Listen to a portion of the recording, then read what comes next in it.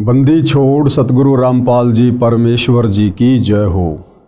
परमपिता परमात्मा सारी सृष्टि के रचनहार कुल मालिक असंख्य ब्रह्मांडों के स्वामी जगत गुरु तीनों लोकों में प्रवेश करके सबका धारण पोषण करने वाले राजाधीराज आत्माधार नाथों के नाथ देवों के देव महादेव सर्वेश्वर महेश्वर मृत्युंजय अजरो अमर आदि अनादि सनातनी प्रभु जगत पिता जगदीश्वर श्री श्री 1008 की उपाधि के वास्तविक अधिकारी अकाल मूरत शब्द स्वरूपी राम वासुदेव सर्वगतम ब्रह्म परम पूज्य प्रथम पूज्य परम संत परम पुरुष परम धनी परम दयालु सत्य कबीर हक्का कबीर अल्लाहु कबीर अल्लाहु अकबर बाखबर अल्लाह ताला जगत के तारणहार जगत के मुक्तिदाता जगत के जगन्नाथ हारे के सहारे हिंदुओं के राम मुसलमानों के अल्लाह सिखों के वाहिगुरु ईसाइयों के मसीह दया के सागर दयानिधि करुणा के सागर करुणानिधि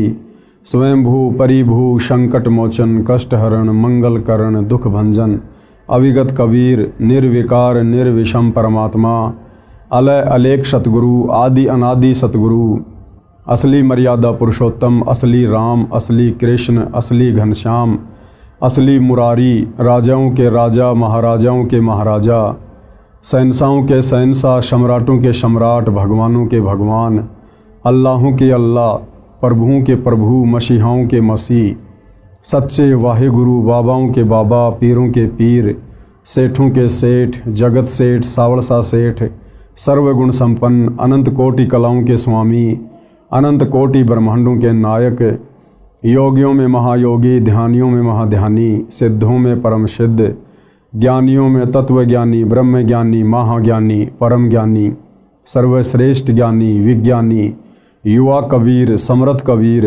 असमवात अमित ओझा सच्चे रहनुमा करीम अल्लाह सुभान अल्लाह दुनिया के अंतिम पैगंबर 8 सितंबर 1951 से गांव धनाना जिला सोनीपत हरियाणा भारतवर्ष की पावन भूमि पे प्रकट रियल कल की भगवान श्री नारायण साकार हरि श्री बाबा साहेब नूर अनंत परमात्मा सच्चे दरवेश सच्चे बाखबर संत श्रोमणी सतगुरु रामपाल जी परमेश्वर जी के चरण कमल में साध संगति से जुड़े हुए देश विदेश से आप और हम सभी सत्सेवक भाई बहनों का अनंत कोटि दंडोत प्रणाम।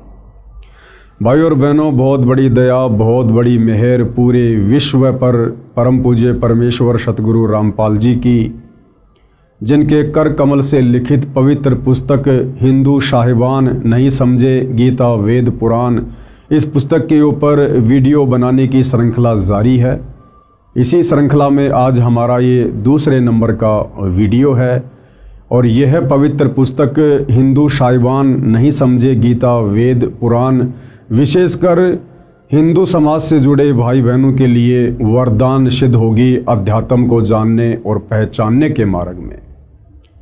कल के वीडियो में हमने बहुत सारी बातें जानी, विशेषकर सनातनी पूजा क्या होती है, सनातनी पूजा किसे कहते हैं और सनातनी पूजा सतयुग में कितने समय तक सही रूप से चली और उसके बाद कैसे धीरे धीरे विलुप्त होती चली गई।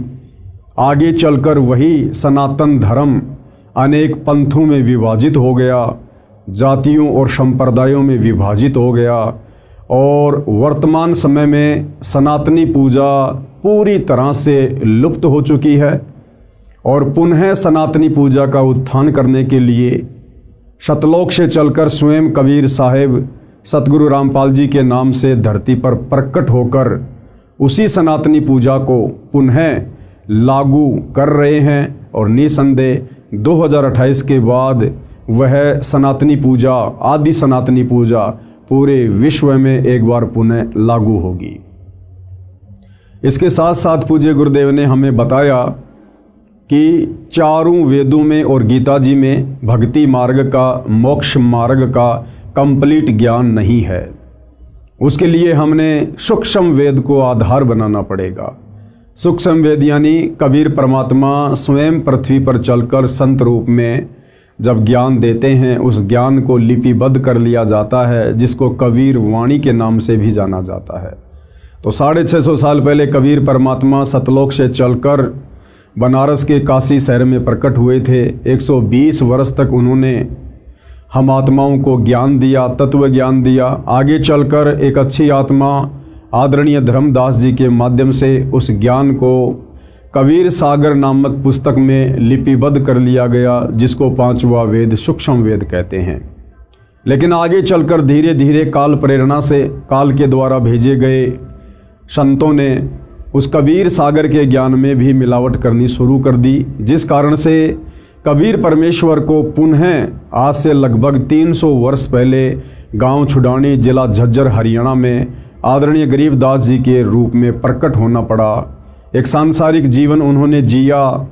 हालांकि परमात्मा कभी किसी माँ के गर्भ से जन्म लेकर नहीं आता है, लेकिन समर्थ उसको कहते हैं जो कुछ भी लीला कर सकता है।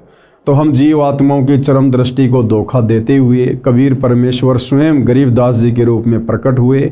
उन्होंने एक मुँह बोली माँ बनाई, एक मुँह बोला पिता बनाया, और इस अध्यात्म को पुनः उन्होंने जीवित किया। और अंत में सतलोक जाने से पूर्व उन्होंने 24,000 वाणियों से युक्त एक नए सूक्ष्म वेद सदग्रंथ साहिब की रचना करवाई, जिस सूक्ष्म वेद को आधार बनाकर आज सतगुरु रामपाल जी हम आत्माओं को वह ज्ञान समझा रहे हैं।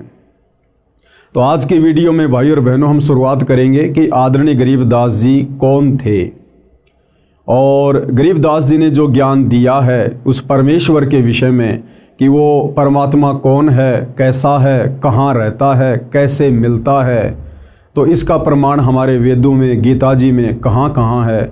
आज हम इन सभी बातों को ध्यानपूर्वक सुनेंगे। तो चलिए शुरू करते हैं गुरुदेव भगवान के आशीर्वाद से।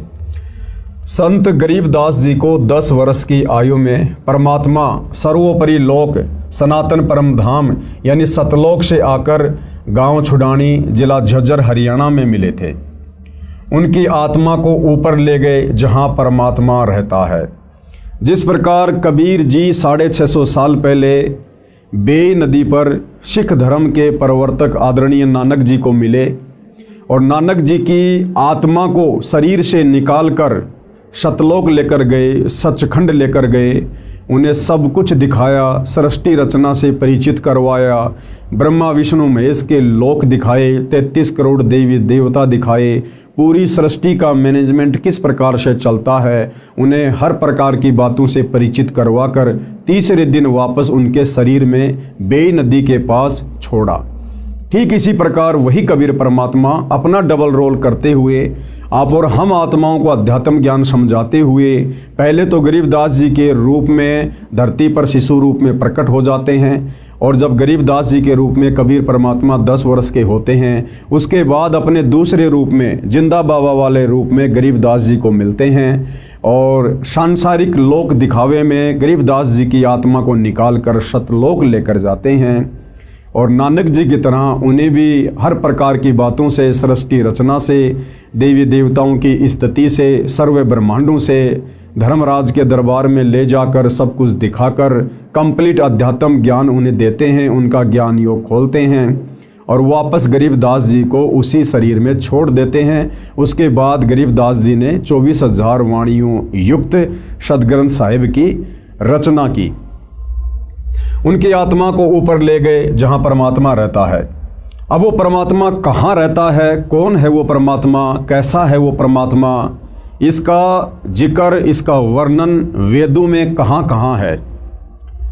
प्रमाण ऋग्वेद मंडल 9 सूक्त 54 मंत्र 3 में कहा है कि परमेश्वर सबसे ऊपर के लोक में विराजमान है। परमेश्वर यानी परम अक्षर ब्रह्म, सत्य पुरुष, कबीर देव सबसे ऊपर के लोक में विराजमान है। अब भाई और बहनों, हिंदू समाज के जो श्रद्धालु धर्मगुरु श्री रामचंद्र जी को भगवान कहते हैं, परमात्मा कहते हैं, श्री कृष्ण जी को भगवान कहते हैं, परमात्मा कहते हैं। अब जिस समय ये वेद लिखे गए थे उस समय तक तो भाई और बहनों श्री राम और श्री कृष्ण जी का जन्म भी नहीं हुआ था। तो ये कहाँ से पूर्ण परमात्मा हो सकते हैं, समर्थ भगवान हो सकते हैं? क्योंकि वेद सतयुग में मनु को मिले थे, मनु ने फिर आगे ऋषियों को दिया, फिर आगे आम समाज में ये ज्ञान उतारा गया। तो वेदों का ज्ञान ब्रह्मा जी के द्वारा अपने वंशजों को सतयुग में दिया गया था, जबकि श्री रामचंद्र जी का जन्म तो त्रेता युग में यानी सतयुग के लाखों वर्ष बाद हुआ था, और श्री कृष्ण जी का जन्म तो अभी ज़्यादा समय नहीं बीता है, लगभग 5,500 वर्ष पहले यानी द्वापर के अंत में श्री कृष्ण जी का जन्म हुआ था। तो वेदों में जिस पूर्ण ब्रह्म परमात्मा का जिक्र है वो परमात्मा कौन है? वो है असल में आदि राम, सबसे पहले वाला राम। वो है वास्तव में परमात्मा, परम अक्षर ब्रह्म। ऋग्वेद मंडल 9 सूक्त 54 मंत्र 3 में कहा है कि परमेश्वर सबसे ऊपर के लोक में विराजमान है। प्रमाण के लिए देखें ये फोटोकॉपी इस मंत्र की, जिसका अनुवाद आर्य समाज के अनुवादकों ने किया है। इसके प्रकाशक तिलकराज आर्य, अध्यक्ष आर्य प्रकाशन 814, कुंडेवालान अजमेरी गेट दिल्ली है, तथा मुद्रक अजय प्रिंटर्स शाहदरा दिल्ली है। और इसमें क्या कुछ लिखा गया है पूर्ण ब्रह्म परमात्मा परम अक्षर ब्रह्म की स्थिति के विषय में हम देखते हैं। प्रमाण ऋग्वेद मंडल नंबर 9 सूक्त 54 मंत्र 3। ये मंत्र आपके सामने है, आप इसको देख सकते हैं, पढ़ सकते हैं। इसका वास्तविक अनुवाद सतगुरु रामपाल जी ने किया है, जो इस प्रकार से है। विवेचन में हम पढ़ते हैं परमेश्वर ने क्या लिखा है, किस प्रकार समझाया है। विवेचन ऋग्वेद मंडल 9 सूक्त 54 मंत्र 3 की फोटोकॉपी में आप देखें, इसका अनुवाद आर्य समाज के विद्वानों ने किया है। यानी समाज को ये भ्रमणा ना हो कि भाई कहीं संत रामपाल जी ने अपनी तरफ से तो वेदों के इन मंत्रों का अनुवाद नहीं कर दिया गया है। इसलिए आप भाई बहनों की संतुष्टि के लिए, आपके विश्वास के लिए आर्य समाज के जिन विद्वानों को आप जी संस्कृत के प्रकांड ज्ञाता मानते हैं, वेदों के मर्मज्ञ मानते हैं, उन्हीं के द्वारा अनुवादित वेदों की फोटोकॉपी आपको दिखाई गई है, ताकि आपको कोई शंका ना रहे है कि परमेश्वर के विषय में उन विद्वानों ने क्या कुछ लिखा है। उनके अनुवाद में भी स्पष्ट है कि वह परमात्मा भुवनोपरि यानी संपूर्ण ब्रह्मांडों के ऊर्ध्व यानी ऊपर वाले, अर्थात ऊपर तिष्ठति यानी विराजमान है, ऊपर बैठा है, कि वो सबका परमात्मा जो तीनों लोकों में प्रवेश करके सबका धारण पोषण करता है, परम अक्षर ब्रह्म, वो तीनों लोकों से ऊपर यानी वो सतलोक में विराजमान है, सनातन परम धाम में विराजमान है वो परमात्मा। इसका यथार्थ अनुवाद इस प्रकार है। अयम यानी यह, सोम यानी देव, चंद्रमा जैसा शीतल अमर परमेश्वर सूर्य है, सूर्य के नए यानी समान, विश्वानी यानी सर्व को यानी सभी को, पुनान यानी पवित्र करता हुआ, भुवनोपरि अर्थात सर्व ब्रह्मांडों के ऊर्ध्व अर्थात ऊपर, तिष्ठति यानी बैठा है। अब भावार्थ में हम इसको अच्छे से समझेंगे। भावार्थ में पूज्य गुरुदेव भगवान ने हमें किस प्रकार से समझाया है। भावार्थ, जैसे सूर्य ऊपर है, क्या कह रहे हैं गुरुदेव भगवान, जैसे सूर्य ऊपर है और अपना प्रकाश तथा उष्णता से सर्व को लाभ दे रहा है। हम सबको पता है कि सूर्य पृथ्वी से करोड़ों किलोमीटर दूर स्थित है, लेकिन सूर्य वहां होते हुए भी पूरी पृथ्वी पर समान रूप से प्रकाश और अपनी उष्णता दे रहा है। इसी प्रकार वो परम अक्षर ब्रह्म, सत्य पुरुष कबीर परमात्मा सबसे ऊपर के लोक में, सनातन परम धाम में, सतलोक में, सचखंड में बैठकर भी अपनी शक्ति से वो परमेश्वर सबका पालन पोषण करता है, सबके कार्य उनके कर्मानुसार सिद्ध करता है। जैसे सूर्य ऊपर है और अपना प्रकाश तथा उष्णता से सभी को लाभ दे रहा है, इसी प्रकार यह अमर परमेश्वर, अमर यानी जिसका कभी विनाश नहीं होता है, कबीर परमेश्वर कभी विनाश में नहीं आते, वे अकाल मूर्त हैं, काल उनको नष्ट नहीं कर सकता। इसी प्रकार यह अमर परमेश्वर जिसका ऊपर के मंत्र में वर्णन किया है, सभी ब्रह्मांडों के ऊपर बैठा है। कबीर परमेश्वर जी ने संत गरीबदास जी को उसी परमेश्वर ने ऊपर ले जाकर पुनः पृथ्वी पर छोड़ा था। उनको मरा हुआ जानकर अंतिम संस्कार के लिए चिता पर रख दिया गया था। ये गरीबदास जी के विषय में एक लंबी कहानी है कि किस प्रकार से गरीबदास जी को मरा हुआ जानकर जब उनकी आत्मा को शरीर से निकालकर जिंदा बाबा के रूप में कबीर परमात्मा सतलोक लेकर गए थे, तो पीछे से गांव वालों ने सोचा कि गरीबदास जी मर चुका है और उनको मरा हुआ जानकर उनके शरीर को चिता पर लेटा दिया था। उसी समय सतलोक में बैठे परमात्मा ने कहा कि गरीबदास देख, तेरे शरीर को मरा हुआ जानकर तुझे जलाने जा रहे हैं बेटा, वो तेरे शरीर को नष्ट कर देंगे, अब तू तुरंत नीचे जा। और कबीर परमात्मा ने सेकंडों में सतलोक से, जिस सतलोक की दूरी पाताल लोक से 16 शंख कोश है, एक सेकंड के अंदर कबीर परमेश्वर ने अपनी शक्ति से गरीबदास जी के शरीर में वापस आत्मा प्रवेश करवा दी। उनको मृतक जानकर अंतिम संस्कार के लिए चिता पर रख दिया था। अचानक जीवित हो गया। फिर 51 वर्ष जीवित रहे, कुल 61 वर्ष जीवित रहे। उनको परमात्मा ने संपूर्ण अध्यात्म ज्ञान यानी तत्व ज्ञान यानी सूक्ष्म वेद यानी 5वां वेद, जो ज्ञान देने के लिए परमात्मा सतलोक से आते हैं, जो मुक्ति का ज्ञान चारों वेदों में नहीं है, गीता जी में नहीं है, वो 5वां वेद सूक्ष्म वेद जिसको तत्व ज्ञान कहते हैं, वो सारा का सारा ज्ञान परमात्मा ने आदरणीय गरीबदास जी के हृदय में प्रवेश कर दिया था और उनका ज्ञान योग खोल दिया था। उनका ज्ञान योग खोल दिया। उसके पश्चात संत गरीबदास जी ने बताया कि कुल का मालिक एक है। भाइयों और बहनों, जिस प्रकार से परमात्मा ने वेद व्यास जी का ज्ञान योग खोल दिया था और वेद व्यास जी ने पहले के युगों में घटित घटनाओं का चित्रण ज्यों का त्यों 18 पुराणों में, गीता जी में, वेदों में और बहुत सारे ग्रंथ लिखकर उन्होंने किया, इसी प्रकार पूर्ण ब्रह्म परमात्मा अक्षर पुरुष कबीर देव ने आदरणीय गरीबदास जी का भी ज्ञान योग खोल दिया था। और आदरणीय गरीबदास जी आज से पहले का और आगे होने वाली घटनाओं का सब कुछ वो जान सकते थे और देख सकते थे। संत गरीबदास जी ने बताया कि कुल का मालिक एक है, क्योंकि गरीबदास जी भाइयों और बहनों कबीर परमात्मा के साथ जाकर पूरी सृष्टि के ज्ञान से परिचित हो चुके थे। सतलोक जाने के बाद परमात्मा ने उनको नीचे ब्रह्मा जी का लोक दिखाया, विष्णु जी का लोक दिखाया, क्योंकि सतलोक जाने के बाद आत्मा की हृदय वाली आंखें खुल जाती है, दिव्य दृष्टि खुल जाती है। सतलोक में बैठे बैठे ये जीव यहाँ का सब कुछ बिल्कुल स्पष्ट रूप से देख सकते हैं, जिस प्रकार हम दूरबीन से बहुत दूर की वस्तु भी साफ साफ देख सकते हैं। तो सतलोक में बैठे बैठे गरीबदास जी ने नीचे के सारे ब्रह्मांडों को देखा, ब्रह्मा विष्णु महेश के लोक को देखा, दुर्गा के लोक के देखा, काल का 21वां ब्रह्मांड देखा जहाँ पर वो बैठा हुआ रहता है और जीव आत्माओं को तपस्या पर भून भून के खाता है। ये सारा ज्ञान आदरणीय गरीबदास जी को कबीर परमेश्वर ने दिया।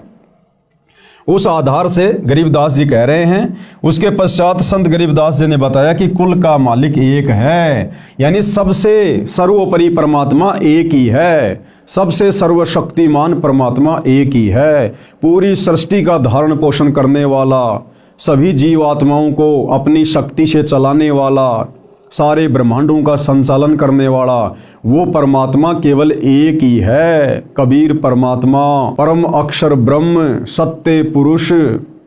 वह परम अक्षर ब्रह्म यानी सत्य पुरुष है। विश्व के सब प्राणी उसी के बच्चे हैं, यानी ब्रह्मा विष्णु महेश, 33 करोड़ देवी देवता, दुर्गा, काल, महाकाल, जितने भी जीव हैं, प्राणी हैं इस सृष्टि में, हम सब उस कबीर परमेश्वर की वचन शक्ति से उत्पन्न उनके बच्चे हैं, हम उनकी संतान हैं। और असल में परमात्मा कहलाने के लायक केवल वे अकेले ही हैं। विश्व के सब प्राणी उसी के बच्चे हैं। वर्तमान के धर्म गुरुओं ने धर्म की दीवारें भ्रम के कारण खड़ी कर दी हैं। वर्तमान के धर्म गुरुओं ने धर्म की दीवारें नादानी में, तत्व ज्ञान के अभाव में, सच्चे सतगुरु की शरण के अभाव में खड़ी कर दी हैं।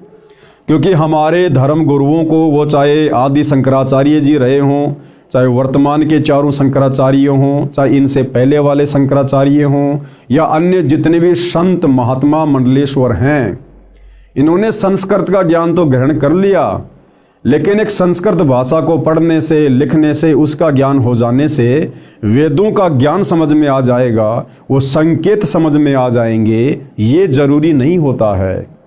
तो हमारे आचार्यों को, शंकराचार्यों को, धर्म गुरुओं को, इनको संस्कृत भाषा का तो ज्ञान था, लेकिन संस्कृत भाषा में वेदों के श्लोक हमें भक्ति मार्ग के विषय में क्या समझाना चाहते हैं, ये हमारे धर्मगुरु नहीं समझ पाए। और जितना उन्होंने समझा अपनी बुद्धि अनुसार, उस प्रकार से उल्टा सीधा ज्ञान उन्होंने समाज में पेश कर दिया, जिस कारण से सनातन धर्म के टुकड़े होते चले गए।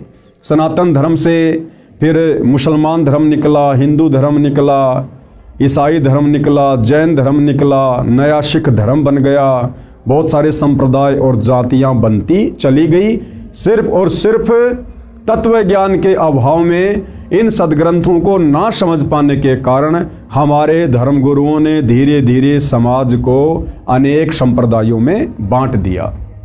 अन्यथा आदरणीय गरीबदास जी कह रहे हैं, गरीब वही मोहम्मद, वही महादेव, वही आदम, वही ब्रह्मा, गरीबदास दूसरा कोई नहीं, देख आपने घर मां।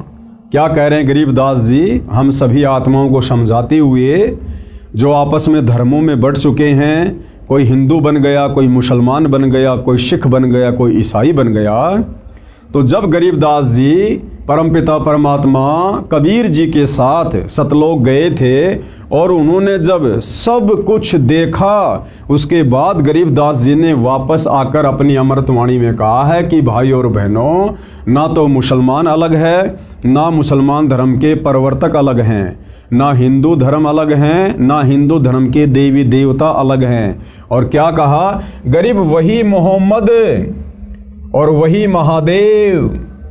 गरीबदास जी कह रहे हैं कि मुसलमान धर्म के प्रवर्तक हजरत मोहम्मद, ये कौन थे, ये कहाँ से आए थे? कह रहे हैं कि ये शंकर जी के गण थे। हजरत मोहम्मद वाली आत्मा, ये महादेव यानी शंकर जी के लोक से आए थे, और वही आदम, वही ब्रह्मा। और मुसलमान धर्म जिसे इंसानों का बाप कहते हैं, बाबा आदम, गरीबदास जी कह रहे हैं कि वो बाबा आदम, वो ब्रह्मा जी के लोक से आए थे। वो ब्रह्मा जी के लोक में वो एक गण थे और ब्रह्मा जी ने उनको नीचे भेजा था। यानी कोई हिंदू मुसलमान अलग अलग नहीं है। ये तो हमारे धर्म गुरुओं की नादानी के कारण है, मुसलमान धर्म गुरुओं की नादानी के कारण, हिंदू धर्म गुरुओं की नादानी के कारण, जो इन शास्त्रों को ठीक से समझ नहीं पाए और सच्चा ज्ञान समाज में पेश नहीं कर पाए। फिर हम लोगों ने अपने आप को भिन्न भिन्न समझ लिया। तो गरीबदास जी कह रहे हैं कि मोहम्मद कहो चाहे महादेव कहो, एक ही बात है। यानी महादेव के लोक से हजरत मोहम्मद जी आए थे, और आदम कहो चाहे ब्रह्मा जी कहो, एक ही बात है। क्यों? क्योंकि ब्रह्मा जी के लोक से बाबा आदम की आत्मा आई थी। और कह रहे हैं गरीबदास दूसरा कोई नहीं, देख अपने घर मां। गरीबदास जी कह रहे हैं कि जो सत भक्ति मुझे कबीर परमात्मा ने प्रदान की, तुम भी वही भक्ति करो सच्चे सतगुरु से लेकर। और जब तुम सत भक्ति करोगे मर्यादा में रह के, परमात्मा तुम्हारी दिव्य दृष्टि खोलेगा और तुम्हें फिर दूध का दूध और पानी का पानी हो जाएगा। जब हम इस शरीर से भक्ति करना शुरू करेंगे, परमात्मा इसी शरीर में दिखा देंगे। ऊपर के लोकों की सारी रचना संरचना, वहाँ की व्यवस्था, हमें वास्तविक उस आदि सनातन पंथ का पुनः ज्ञान होगा। अर्थात संत गरीबदास जी ने कहा है कि हजरत मोहम्मद जी शिव लोक से आई आत्मा थे, इसलिए मुसलमान धर्म का प्रवर्तक भी परमात्मा शिव की खास आत्मा है। भाई और बहनों, यहाँ शिव जी के लिए गरीबदास जी ने परमात्मा शब्द का प्रयोग किया है, क्योंकि ये ब्रह्मा विष्णु महेश, ये एक ब्रह्मांड में 3 लोकों के स्वामी हैं।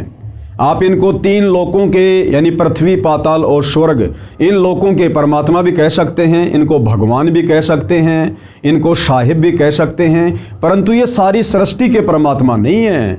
जिस प्रकार हम एक थानेदार को भी साहिब शब्द से संबोधित करते हैं, हम डीआईजी को भी साहिब कहते हैं, फिर प्रधानमंत्री और राष्ट्रपति को भी हम साहिब शब्द से संबोधित करते हैं। लेकिन उनकी शक्ति में कितना अंतर हैं सभी साहिब अपने अपने क्षेत्र के, लेकिन उनकी शक्तियों में दिन और रात का अंतर है।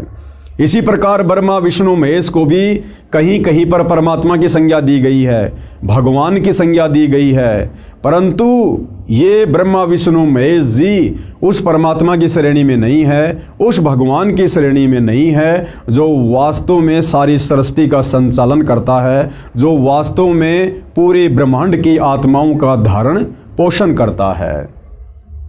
इसलिए मुसलमान धर्म का प्रवर्तक भी परमात्मा शिव की खास आत्मा है। बाबा आदम के विषय में कहा जाता है कि ये ब्रह्मा जी के लोक से नीचे आए थे, इसलिए ब्रह्मा जी व आदम जी का मूल निवास स्थान एक ही है। यदि मेरी बात पर विश्वास नहीं होता है, गरीबदास जी कह रहे हैं, अगर आपको मेरी बातों पर विश्वास नहीं है तो अपने घर यानी शरीर रूपी महल में मेरी बताई साधना करके देखो।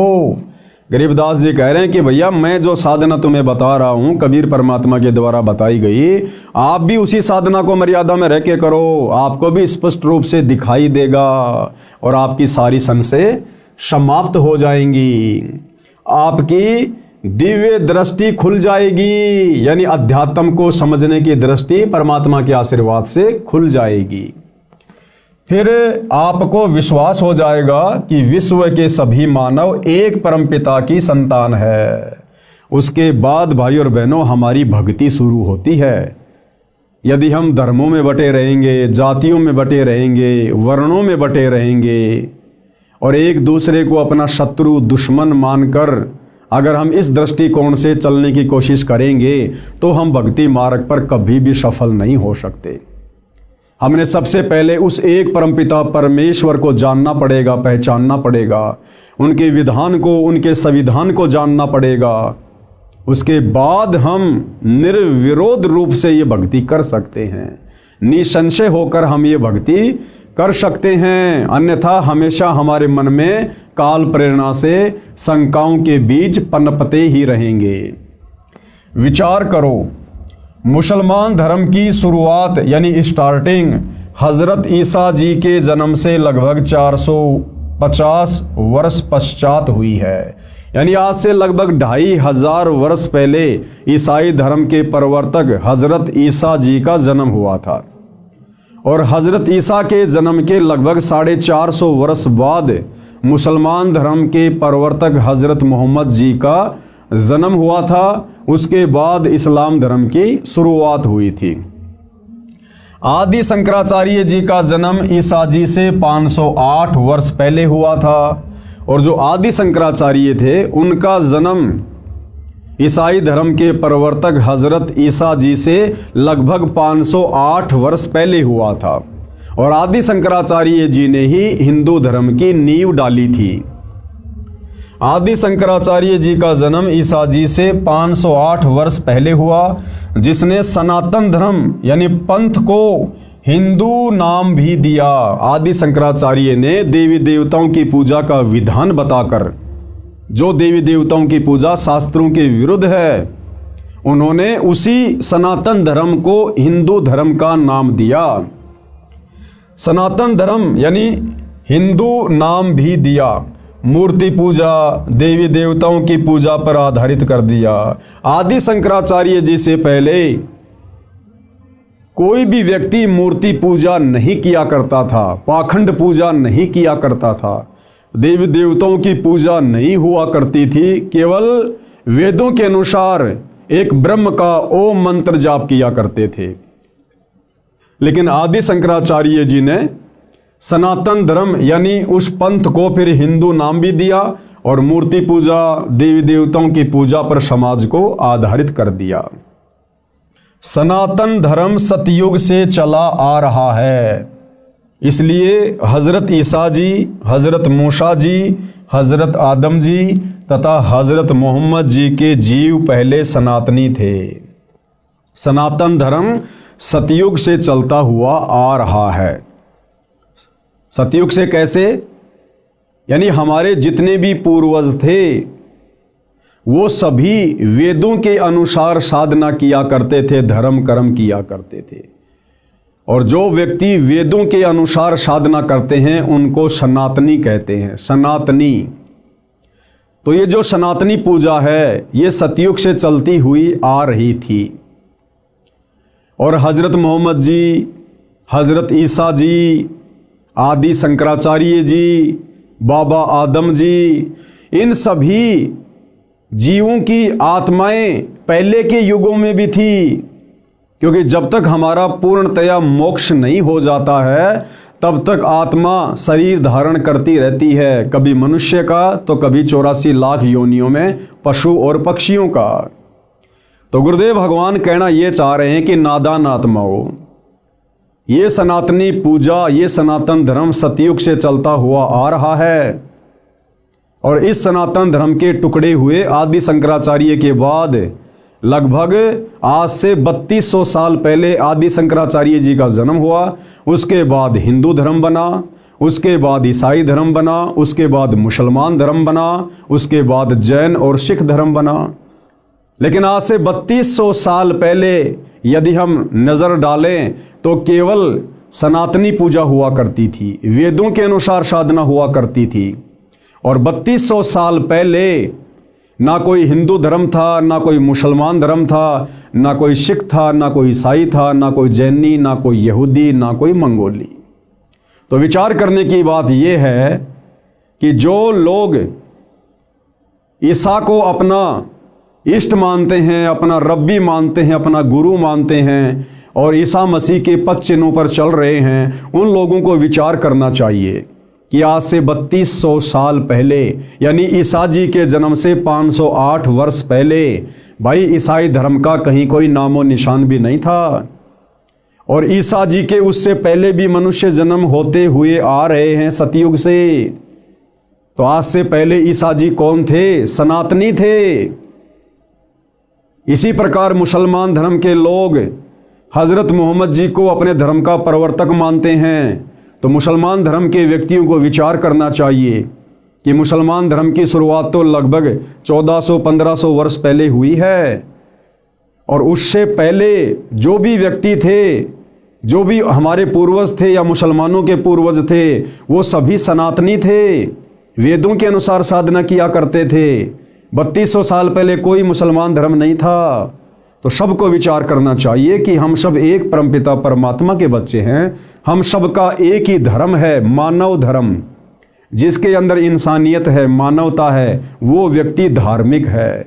और हमारी कोई जाति नहीं है, हम सब जीव हैं, जीव। कल को शरीर छूटने के बाद अगर भक्ति सही नहीं बनी तो 84 लाख योनियों में जाकर अन्य प्राणियों के शरीर धारण करेंगे। फिर 84 लाख योनियों का चक्कर काटने के बाद एक मनुष्य जन्म मिलेगा। और वो मनुष्य जन्म ना जाने फिर किस धर्म में मिल जाए, किस जाति में मिल जाए। जरूरी नहीं है कि मुसलमान धर्म का व्यक्ति मुसलमान धर्म में जन्म लेगा, हिंदू धर्म का व्यक्ति हिंदू धर्म में ही जन्म लेगा।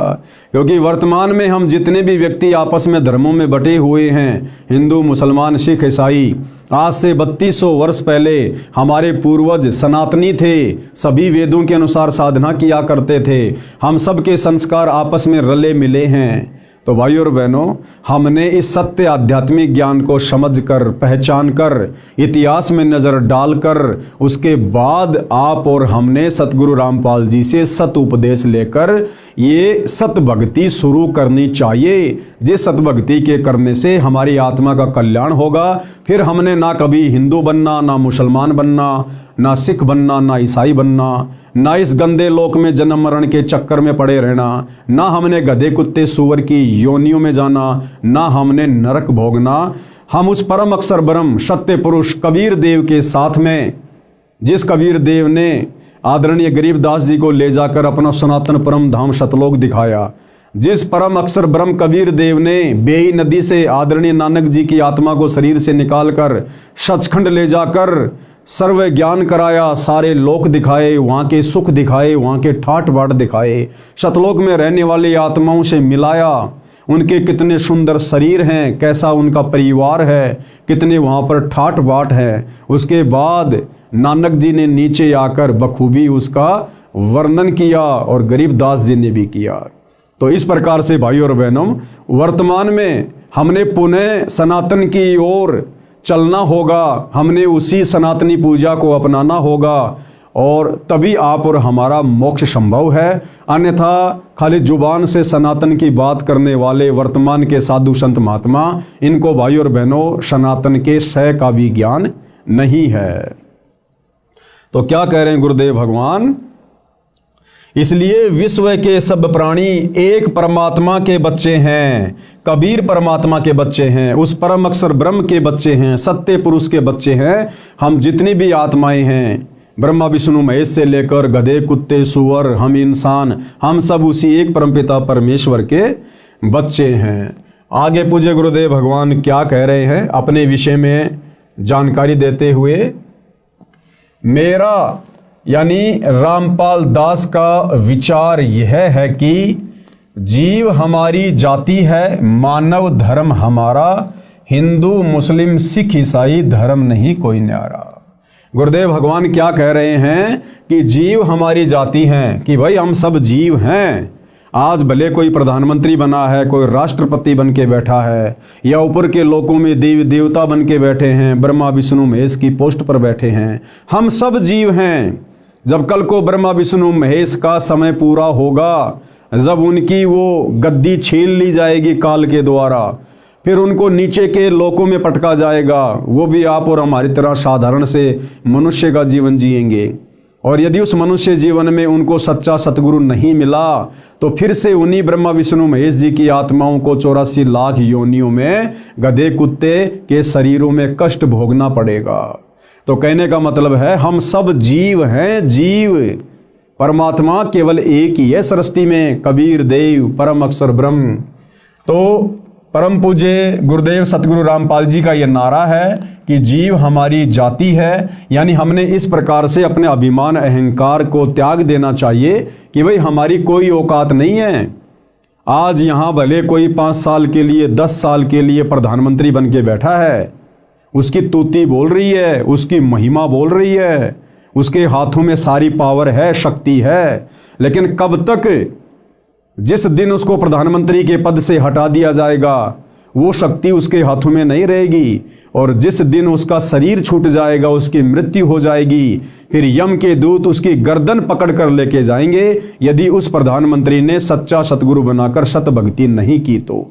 और फिर वो जीव संज्ञा में आ जाएगा, फिर उसको नरक भी भोगना पड़ेगा, उसको 84 लाख योनियों में पशु पक्षियों के जन्म भी भोगने पड़ेंगे। इसलिए गुरुदेव कहते हैं कि अजीव ने कभी भी अभिमान नहीं करना चाहिए। जीव हमारी जाति है और मानव धर्म हमारा, और जिसके अंदर नेक नीति है, मानवता है, इंसानियत है, दया धर्म है, कहते हैं यही सबसे बड़ा धर्म है। ये हिंदू मुस्लिम सिख ईसाई ये कोई धर्म नहीं है, ये तो हमारे धार्मिक गुरुओं की नादानी के कारण आपस में समाज बटा हुआ है और हमने एक दूसरे को अपना शत्रु मान लिया है। हिंदू मुस्लिम सिख ईसाई धर्म नहीं कोई न्यारा।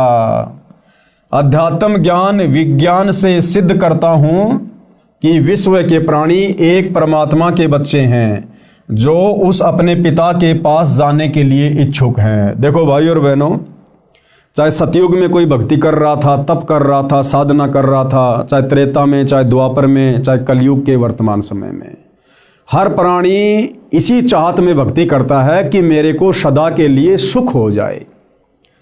भाई और बहनों, हम देखते हैं बहुत सारी सीरियल में, बहुत सारी धार्मिक पुस्तकों में कि भाई हिरण्यकश्यप ने ब्रह्मा जी की साधना की, भस्मासुर ने शंकर जी की साधना की, विश्वामित्र जी ने साधना की, अन्य बड़े बड़े तपस्वियों ने साधना की, और उन्होंने ब्रह्मा जी को प्रसन्न किया, किसी ने विष्णु जी को, किसी ने शंकर जी को, किसी ने माता जी को।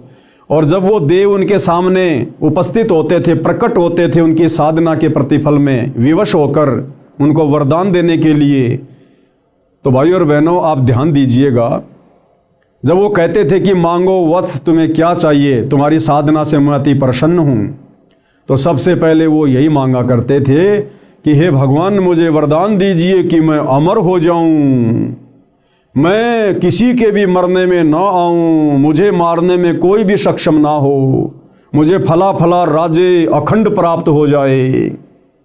तो वो ब्रह्मा विष्णु महेश यही कहा करते थे कि भाई ये हम नहीं कर सकते। इस सृष्टि में ना कोई अमर है, ना कोई अमर था, ना कोई अमर रहेगा। कौन सी सृष्टि में? काल के 21 ब्रह्मांड वाली सृष्टि में। फिर वो दूसरा वरदान मांगा करते थे कि ठीक है, मैं दिन में मरूं ना रात में मरूं, सुबह मरूं ना शाम में मरूं। इस प्रकार अपनी कल्पनाओं के आधार से वरदान वगैरह मांग लिया करते थे। और हम सबको पता है भाई और बहनों, अंत में उस हिरण्यकश्यप का अंत भगवान ने नरसिंह रूप धारण करके किया। तो इसी प्रकार से भाई और बहनों, जो भी साधु संत महात्मा या आम प्राणी भक्ति साधना करते हैं, उस साधना के प्रतिफल में उनकी यही इच्छा होती है कि मुझे सदा सदा का सुख हो जाए, मेरी कभी मृत्यु ना हो। लेकिन भाई इस 21 ब्रह्मांड में, इन 3 लोकों में, इस काल के लोक में हम चाहे कितनी साधना कर लें, यहाँ की उत्तम साधना है काल की, ब्रह्म की, जो गीता अध्याय 8 श्लोक नंबर 13 में वर्णन है कि ओम इति एक अक्षर ब्रह्म व्यवहारण माम अनुशमरण ये प्रयाति तजन देहम सयाति परमाम गतम। गीता का ज्ञान देने वाला भगवान ये ब्रह्म कह रहा है कि भाई मैं तो ब्रह्म लोक में रहता हूँ और मेरी साधना करने वाला ओम नाम के साथ में वो ब्रह्म लोक में आ जाता है। और गीता अध्याय 8 श्लोक नंबर 16 में फिर कह रहा है कि ब्रह्म लोक पर्यंत सर्व प्राणी पुनरावर्ती में हैं। यानी मेरे ब्रह्म लोक में आकर भी ये जीवात्मा अमर नहीं है, सदा का सुख नहीं भोग सकती, वहाँ से भी इसको नीचे जाना पड़ेगा। जब इसकी भक्ति कमाई समाप्त हो जाएगी, फिर ये लक 84 में जाएगा, गधा कुत्ता सुअर बनेगा, जन्मेगा, मरेगा। तो भाई और बहनों, वो परम शांति कहाँ मिलेगी? वो शाश्वत स्थान कहाँ है जहाँ जाने के बाद फिर कभी हमारी मृत्यु नहीं होती है, कभी हमसे वो सुख छीने नहीं जाते हैं? वो है सतलोक, सचखंड। तो क्या कह रहे हैं गुरुदेव भगवान कि विश्व के प्राणी एक परमात्मा के बच्चे हैं, यानी कबीर परमात्मा के, परम अक्षर ब्रह्म के, जो उस अपने पिता के पास जाने के इच्छुक हैं, उसी के पास जाने के लिए भिन्न भिन्न भक्ति के उपाय कर रहे हैं। कोई मंदिर में जाता है, कोई मस्जिद में जाता है, कोई चर्च में, कोई गुरुद्वारे में। अब संत गरीबदास जी की वाणी के आधार से विश्व के मानव की एकता को जानते हैं। संत गरीबदास जी की उपरोक्त वाणी का भावार्थ है कि विश्व के सब मानव, स्त्री या पुरुष, शरीर की संरचना एक समान है। यानी विश्व में जितने भी मानव शरीरधारी प्राणी हैं, स्त्री या पुरुष या किन्नर, तो गुरुदेव भगवान कह रहे हैं कि सबके शरीर की रचना एक समान है। हिंदू का भी नाक यही मिलेगा, मुसलमान का भी यही मिलेगा। हिंदू की भी 2 आंखें हैं, मुसलमानों की भी 2 आंखें हैं। हिंदू का शरीर भी एक समान है, मुसलमान का शरीर भी एक समान है। हिंदुओं की माता बहनों की शरीर की रचना भी एक जैसी है, मुसलमानों की माता बहनों की शरीर की रचना भी एक जैसी है। और हिंदुओं के शरीर में भी देवी देवताओं का वास है, कमल चक्र बने हुए हैं। मुसलमानों के शरीर में भी देवी देवताओं का वास है, कमल चक्र बने हुए हैं। सबके शरीर की रचना एक समान है। फिर भला हम अलग अलग कैसे हुए? हम सबको उत्पन्न करने वाला, बनाने वाला एक ही परमात्मा है। हम एक ही परमेश्वर की संतान हैं। भले वर्तमान में अज्ञानता के कारण हम उसे भिन्न भिन्न नामों से जानते हैं। जैसे कोई कहे मारो राम बड़ो है, कोई कहे खुदाई रे, कोई कहे ईसा मसीह बड़ो है, ये बाटा रहे लगाई रे। मुसलमान कहते हैं हमारा अल्लाह बड़ा है, हिंदू कहते हैं हमारा राम बड़ा है, ईसाई कहते हैं हमारा ईसा मसीह बड़ा है। कहते हैं हम तो नादान बच्चों की तरह अपने एक परमपिता परमेश्वर को आपस में बांटे हुए हैं, असल में वो एक ही है।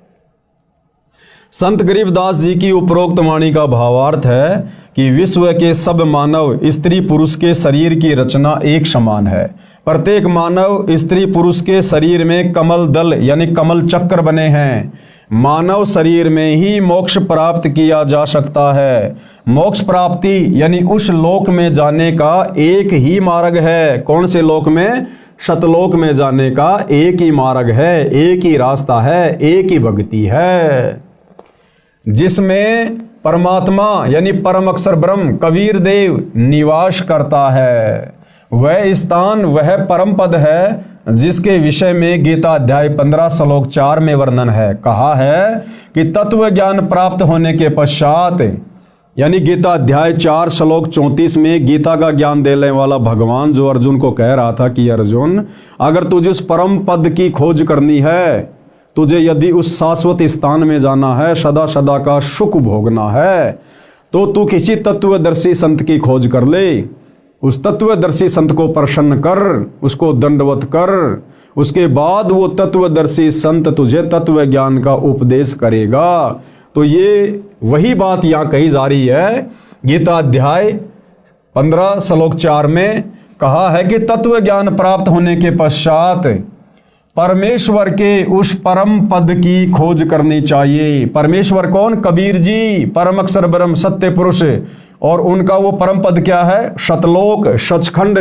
कहते हैं फिर उस सचखंड की खोज करनी चाहिए, जहां जाने के पश्चात साधक यानी भगत फिर लौटकर संसार में कभी नहीं आते।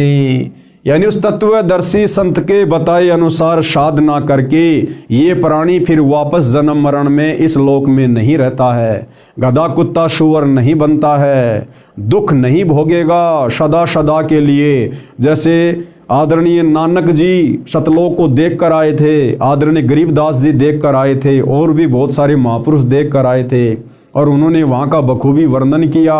कहते हैं फिर ये साधक उस तत्वदर्शी संत की शरण में जाकर उसके बताए अनुसार साधना करके उस परमपिता परमेश्वर कबीर साहिब के परम पद को प्राप्त हो जाता है, जहाँ जाने के बाद प्राणी वापस लौटकर इस गंदे संसार में नहीं आता है। जहाँ जाने के पश्चात साधक यानी भगत फिर लौटकर संसार में कभी नहीं आते। जिस परमेश्वर से संसार रूप वृक्ष की प्रवृत्ति विस्तार को प्राप्त हुई है, यानी जिसने सृष्टि की उत्पत्ति की है, जो सबका धारण पोषण करने वाला है, उसकी भक्ति करो। जो ब्रह्मा विष्णु महेश का भी धारण पोषण करता है, 33 करोड़ देवी देवताओं का भी धारण पोषण करता है, सृष्टि के प्रत्येक प्राणी का धारण पोषण करता है। कहते हैं तत्वदर्शी संत को गुरु धारण करके उस परमेश्वर की भक्ति करो। तो भाइयों और बहनों, वो परमात्मा परम अक्षर ब्रह्म सत्य पुरुष कबीर देव स्वयं ही अपना ज्ञान बताने के लिए तत्वदर्शी संत की भूमिका करने के लिए पृथ्वी पर एक मनुष्य के रूप में प्रकट होता है, एक संत रूप में, सतगुरु रूप में। और निसंदेह वर्तमान में सतगुरु रामपाल जी पूरी पृथ्वी पर एकमात्र तत्वदर्शी संत हैं। तो सतगुरु रामपाल जी क्या परम शक्ति है, आप भली भांति समझ सकते हैं। और वर्तमान में पूर्ण तत्वदर्शी संत सतगुरु रामपाल जी से उपदेश लेकर ही हम उस परम पद को, सतलोक को प्राप्त कर सकते हैं। दूसरा कोई साधन, कोई विकल्प कहीं भी आपको देखने और सुनने को नहीं मिलेगा। अब आगे गुरुदेव भगवान क्या कह रहे हैं। प्रमाण के लिए पेश है फोटोकॉपी गीता अध्याय 15 श्लोक 4 की, जिसके अनुवादक श्री जय दयाल गोविंदका जी हैं। प्रकाशक व मुद्रक गीता प्रेस गोरखपुर है। अब हम भाई बहनों को कैसे विश्वास हो कि उस परम पद के विषय में गीता जी में कहाँ लिखा हुआ है, क्योंकि आज से पहले तो हमारे किसी भी धर्म गुरु ने इस प्रकार से गीता जी को खोल खोल के, वेदों को खोल खोल के उनके श्लोक नहीं दिखाए, नहीं पढ़ाए। और आज से पहले हमारे पूर्वज अनपढ़ थे, उनको अक्षर ज्ञान नहीं था, उनको पढ़ने लिखने का भी अधिकार नहीं था। और जितने भी हमारे सदग्रंथ थे ये सारे के सारे संस्कृत भाषा में थे, जिस कारण से हमारे पूर्वज इनको समझ भी नहीं सकते थे। तो जैसा हमारे धर्म गुरुओं ने हमारे को धर्म के विषय में बताया, गीता जी के विषय में बताया, वेदों के अंदर क्या ज्ञान है हमें जैसा भी बता दिया गया, हमारे पूर्वजों ने सहर स्वीकार कर लिया। लेकिन भाइयों और बहनों, आज सतगुरु रामपाल जी उंगली रख रख कर हमें इन समस्त धार्मिक ग्रंथों की गूढ़ सच्चाई से परिचित करवा रहे हैं। तो वर्तमान में धोखे की किसी प्रकार की कोई शंका नहीं होनी चाहिए। और बुद्धिमान समाज ने भी अपनी आंखों से इन समस्त प्रमाणों को देखकर, सबूतों को देखकर, जो हमारे ही धर्म की पवित्र पुस्तकों में वर्णित है, आप और हमने इस सच्चाई को फिर स्वीकार भी करना चाहिए अपनी आत्मा के कल्याण के लिए। तो गीता अध्याय 15 श्लोक 4 हमें क्या ज्ञान दे रहा है। ये गीता प्रेस गोरखपुर से प्रकाशित है और इसके अनुवादक जयदयाल गोविंदका जी हैं। और इसमें क्या कुछ लिखा है भाई और बहनों, हम ध्यान से इस श्लोक को पढ़ते हैं पूज्य गुरुदेव जी के आशीर्वाद से। तो भाई और बहनों, ये श्लोक लिखा हुआ है, आपकी आंखों के सामने है। यदि आपके पास में गीता जी है तो आप जी मिलान कर सकते हैं। जयदयाल गोविंदका जी ने संस्कृत के सामने हिंदी में अनुवाद किया है, आपकी आंखों के सामने है। उसके पश्चात उस परम पद रूप परमेश्वर को भली भांति खोजना चाहिए, जिसमें गए हुए पुरुष फिर लौटकर संसार में नहीं आते, और जिस परमेश्वर से इस पुरातन संसार वृक्ष की प्रवृत्ति विस्तार को प्राप्त हुई है, उसी आदि पुरुष नारायण के मैं शरण हूं। देखो भाई और बहनों, गीता जी का ज्ञान देने वाला भगवान, जिसको पूरा हिंदू समाज भगवान मान चुका था, परमात्मा मान चुका था, गीता का ज्ञान देने वाला भगवान अर्जुन से खुद कह रहा कि अर्जुन मैं भी उसी की शरण में हूं।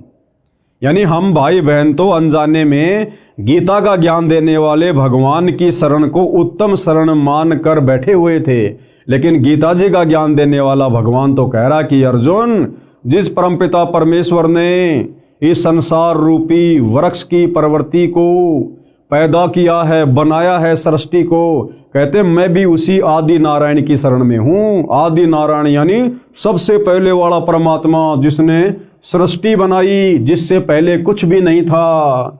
कहते उसी आदि पुरुष नारायण के मैं शरण हूं।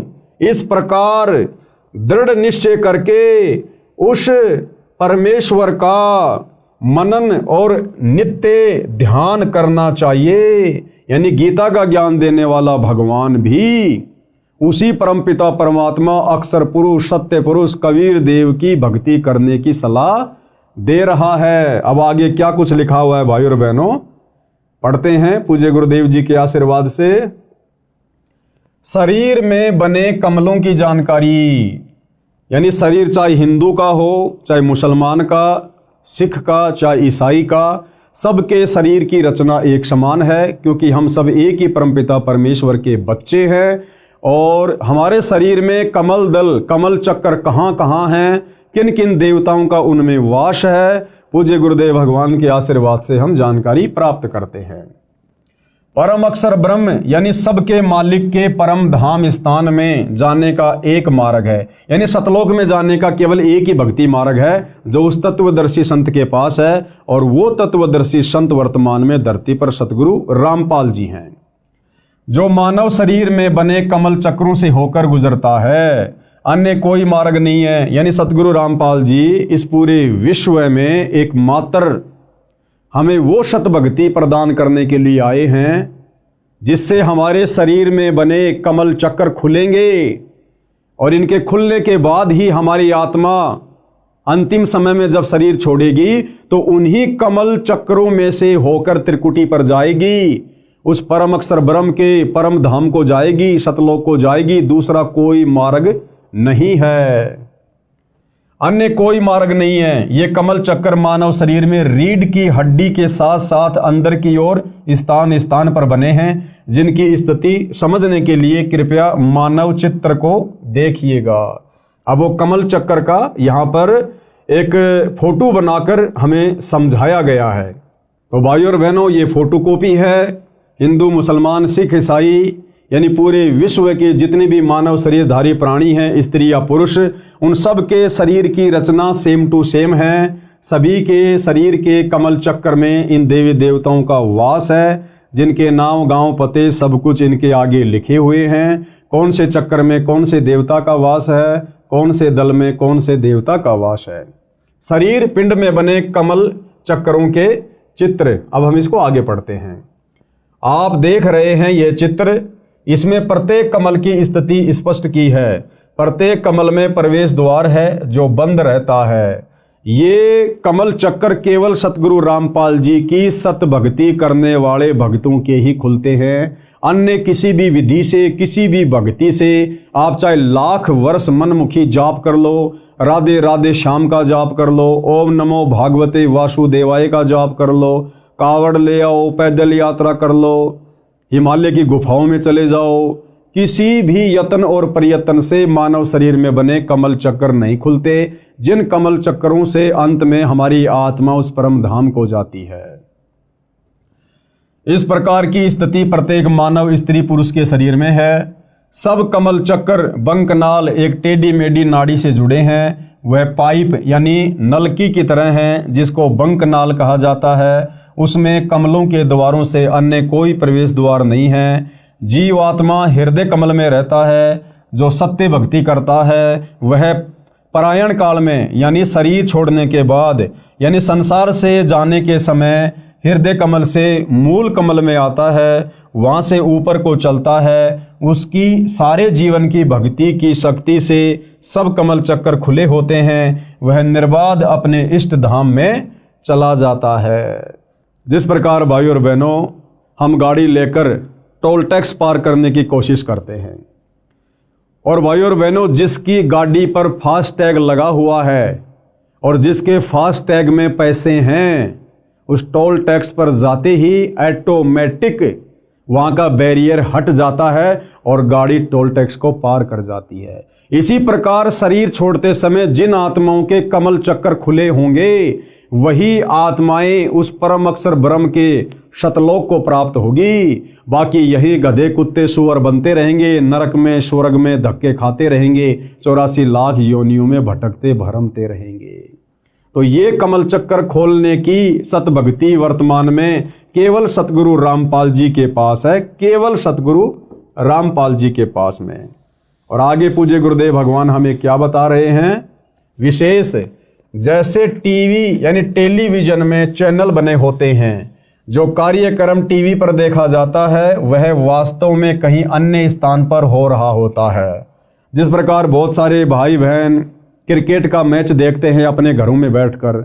भाई और बहनों, क्रिकेट का मैच हो रहा है दुबई में और हिंदुस्तान वाले सेम टाइम अपने घर पर टीवी में देख रहे हैं। इसी प्रकार ये ब्रह्मा विष्णु महेश जी अपने अपने लोकों में ऊपर हैं, लेकिन उनकी शक्ति हमारे शरीर में बने इन कमल चक्रों में समाई रहती है। उनकी जो तरंगे हैं, उनकी जो वो गुण हैं, उनकी जो पावर है, वो वहाँ से हमारे को प्रभावित करती रहती है। तो इसी प्रकार गुरुदेव भगवान ने हमें टीवी का उदाहरण देकर समझाना चाहा है। जैसे टीवी यानी टेलीविजन में चैनल बने होते हैं, जो कार्यक्रम टीवी पर देखा जाता है वह वास्तव में कहीं अन्य स्थान पर हो रहा होता है, वह चैनल पर दिखाई देता है। इसी प्रकार निम्न देव व परमात्मा अपने अपने लोकों में रहते हैं, यानी हमारे शरीर में बने हुए कमलों में जो देवी देवता विराजमान हैं वो वास्तव में अपने ऊपर के लोकों में हैं, अपने यथा स्थान पर हैं। लेकिन जब हमारे ये कमल चक्कर खुल जाते हैं तो हम ऊपर के लोकों में, उन देवी देवताओं के लोकों में क्या कुछ घटनाएं घटित हो रही हैं हम सब कुछ देख सकते हैं। जिस प्रकार मैच हो रहा है साउथ अफ्रीका में और हम हिंदुस्तान में अपने टीवी में, यदि हमारे टीवी का वो कनेक्शन सही है, डिश वगैरह सही है और रिचार्ज है, तो हम रिमोट दबाकर घर बैठे टीवी पर दक्षिणी अफ्रीका में हो रहे उस प्रोग्राम को देख सकते हैं। तो हमारे शरीर में जो कमल चक्र हैं और उनमें जिन जिन देवी देवताओं का वास है, यानी स्वाद चक्र में ब्रह्मा और शांतरी जी का वास है, और मूल कमल में श्री गणेश जी का वास है, और नाभि कमल में श्री विष्णु जी और लक्ष्मी जी का वास है, कंठ कमल में श्री दुर्गा जी का वास है, हृदय कमल में शंकर और पार्वती जी का वास है। और जब हमें सच्चे सतगुरु से, तत्वदर्शी संत से इन कमल चक्रों को खोलने की सतभक्ति प्राप्त हो जाती है, तो भाइयों और बहनों हम खुली आंखों से सब कुछ वो नज़ारा देख सकते हैं। इसीलिए तो आदरणीय गरीबदास जी ने पहले अपनी वाणी में कहा था कि वही मोहम्मद, वही महादेव, वही आदम, वही ब्रह्मा, और दास गरीब दूसरा कोई नहीं, देख आपने घर मां। यानी सच्चे सतगुरु से सतभक्ति प्राप्त करके इन कमल चक्रों को खोलकर उसके बाद आप अपनी आंखों से देख सकते हैं कि हजरत मोहम्मद जी कहाँ से आए थे और बाबा आदम जी कहाँ से आए थे। उसके बाद हमारे सारे संशय स्वतः ही समाप्त हो जाते हैं। जैसे टीवी यानी टेलीविजन में चैनल बने होते हैं, जो कार्यक्रम टीवी पर देखा जाता है वह वास्तव में कहीं अन्य स्थान पर हो रहा होता है। वह चैनल पर दिखाई देता है। इसी प्रकार निम्न देव यानी शरीर के कमल चक्रों में जो देवी देवता हैं वह परमात्मा अपने अपने लोकों में होते हुए टीवी चैनल की तरह कमलों में दिखाई देते हैं। जैसे सूर्य प्रकाश ऊर्जा यंत्र सोलर सिस्टम पर सूर्य का प्रकाश पड़ने से उसमें ऊर्जा संचित होने लगती है, इसी प्रकार मंत्रों के जाप से कमल खुल जाते हैं। जिस प्रकार सूर्य हमारे से कितना करोड़ों किलोमीटर दूर है और आजकल वैज्ञानिकों ने एक सोलर सिस्टम बना दिया, सोलर पैनल, और जैसे सूर्य की किरणें उस सोलर पैनल पर गिरनी शुरू होती हैं, नीचे इन्वर्टर से बैटरी चार्ज होनी शुरू हो जाती है, वो लाइट जमा होनी शुरू हो जाती है। इसी प्रकार जब हम सच्चे सतगुरु से सत भक्ति प्राप्त करेंगे तो भाइयों और बहनों, ऊपर के लोकों में बैठे हुए देवी देवता और उनके नज़ारे हमारे शरीर के कमल चक्कर में बने हुए, जब वो कमल चक्कर खुल जाते हैं हम बखूबी देख सकते हैं, सारी सच्चाई से परिचित हो सकते हैं। जैसे सूर्य प्रकाश ऊर्जा यंत्र यानी सोलर सिस्टम पर सूर्य का प्रकाश पड़ने से उसमें ऊर्जा संचित होने लगती है, इसी प्रकार मंत्रों के जाप से कमल खुल जाते हैं। उससे पहले मुरझाए रहते हैं, यानी जब तक वो कमल चक्र नहीं खुलते हैं, हमें सत भक्ति नहीं मिलती है, तब तक वो मुरझाए रहते हैं। जिस प्रकार से फुटबॉल होती है और फुटबॉल के अंदर उसका एक वो ब्लेडर होता है, जब उसमें हवा नहीं होती है तो वो मुरझाया हुआ होता है, और जब उसमें पाइप लगाकर हवा भर दी जाती है तो वो बिल्कुल गोल मटोल हो जाती है और उसको जरा सी हाथ से मारते ही बहुत ऊपर तक जाती है। तो इसी प्रकार जब हमें सच्चे सतगुरु से सत भक्ति प्राप्त हो जाएगी तो धीरे धीरे हमारे शरीर में बने कमलों में जो ये इनके जो द्वार हैं, ये धीरे धीरे फिर सत भक्ति के प्रभाव से फूलने शुरू हो जाते हैं, खिलने शुरू हो जाते हैं। इसी प्रकार मंत्रों के जाप से कमल खुल जाते हैं, उससे पहले मुरझाए रहते हैं। कमल खुलने के बाद प्रत्येक देवता की शक्ति साधक के अंतःकरण यानी आत्मा पर प्रभाव डालने लगती है, जिससे भक्ति संचित होने लगती है। संत गरीबदास जी ने सूक्ष्म वेद में बताया है, उसमें कहा है कि तीनों देवता कमल बसें ब्रह्मा विष्णु महेश, प्रथम इनकी वंदना सुन सतगुरु उपदेश। यानी सबसे पहले जो सच्चा सतगुरु होता है वो इन्हीं कमल दलों में बैठे देवी देवताओं के सत मंत्र देता है, सत भक्ति देता है। जो तीनों लोकों के स्वामी हैं, ब्रह्मा विष्णु महेश है, साथ में गणेश जी हैं, दुर्गा जी हैं, सतगुरु रामपाल जी, सबसे पहले शरीर में बने कमल दल इनको खोलने के लिए इन्हीं देवी देवताओं की सत भक्ति वाले सत मंत्र देते हैं, जिनके प्रभाव से मात्र 4 महीने में हमारे कमल चक्रों के द्वार खुलने शुरू हो जाते हैं। ये कमल चक्र खिलने शुरू हो जाते हैं, दूसरा कोई तरीका धरती पर नहीं है। और कहते हैं उसके बाद फिर आगे सतगुरु के उपदेश सुनते रहना, सतगुरु के सत्संग सुनते रहना। उसके बाद फिर हमें पता चलेगा कि ब्रह्मा विष्णु महेश की भक्ति तो बहुत ही निम्न स्तर की है, ये तो शुरुआती भक्ति है, इसके ऊपर तो और बहुत सारी परम शक्तियां हैं। फिर आगे हमें सतगुरु रामपाल जी से उनके भी सत भक्ति मंत्र मिलेंगे, उनके द्वार खोलने के भी मंत्र मिलेंगे, और जब हमें सारी प्रोसीजर मिल जाएगी तब हम उस परमपिता परमेश्वर परम अक्षर ब्रह्म के परम धाम में जाएंगे, शतलोक में जाएंगे। तीनों देवता कमल बसै ब्रह्मा विष्णु महेश, यानी मुसलमान सिख ईसाई जैनी बौद्ध सबके शरीर में इन देवी देवताओं का वास है। और प्रथम इनकी वंदना यानी सतगुरु जो मंत्र देगा उस आधार से हमने इनकी वंदना करनी है, इनकी पूजा नहीं करनी। पूजा तो केवल एक परमपिता परमात्मा की करनी है, लेकिन सतगुरु हमें जो प्रोसीजर देगा यहाँ से पार होने की, उसमें शुरुआती प्रोसीजर है ब्रह्मा विष्णु महेश की साधना करना, इनकी भक्ति करना, और पूजा हमने साथ साथ में परम अक्षर ब्रह्म की ही करनी पड़ेगी। प्रथम इनकी वंदना फिर सुन सतगुरु उपदेश, फिर आगे का ज्ञान सतगुरुदेव जी बताते हैं। अर्थात श्री ब्रह्मा जी, श्री विष्णु जी तथा श्री शिव जी तीनों देवता हमारे शरीर में बने कमल दलों यानी कमल चक्रों में बसे निवास करते हैं। इसलिए सर्वप्रथम साधना स्तुति इनकी करनी होती है। इनसे ऊपर की साधना तत्वदर्शी संत यानी सतगुरु से सुनो, फिर सुन सतगुरु उपदेश। आगे क्या कह रहे हैं पूज्य गुरुदेव भगवान? अब सुनो सतगुरु के द्वारा बताई नीचे व ऊपर की साधना का ज्ञान। सबसे पहले हमारे मनुष्य शरीर में, चाहे स्त्री का हो या पुरुष का हो, उसमें कौन से कमल चक्र कहाँ हैं, उन कमल चक्रों में किन किन देवताओं का या देवियों का वास है, अब ये विस्तार से समझाया जा रहा है, बताया जा रहा है। नंबर 1, मूल कमल। इसको मूल कमल कहो चाहे मूल चक्र कहो। मूल कमल में देवता श्री गणेश जी का निवास है। चाहे हिंदू का शरीर हो चाहे मुसलमान का, विश्व में जितने भी मानव शरीरधारी स्त्री पुरुष हैं, उन सब के शरीर की रचना एक समान है। तो मूल कमल में देवता श्री गणेश जी का निवास है। इसकी 4 पंखुड़ियां हैं। इसके प्रवेश द्वार को खोलने का एक मंत्र है, जो श्री गणेश जी की साधना करने का मूल मंत्र है, जिससे श्री गणेश जी तुरंत फल देने लगता है। जीव आत्मा के लिए प्रवेश द्वार खोल देता है। फिर आत्मा स्वादिष्टान चक्र यानी स्वाद चक्र की ओर चलती है, क्योंकि जीव आत्मा को उस लोक में जाना है जिसमें परमात्मा रहता है, जहां जाने के पश्चात भगत यानी साधक लौटकर संसार में नहीं आता है। फिर दूसरे नंबर का चक्र है स्वाद कमल या स्वाद चक्र। इसको स्वादिष्टान कमल चक्र भी कहा जाता है। इस कमल की 6 पंखुड़ियां हैं।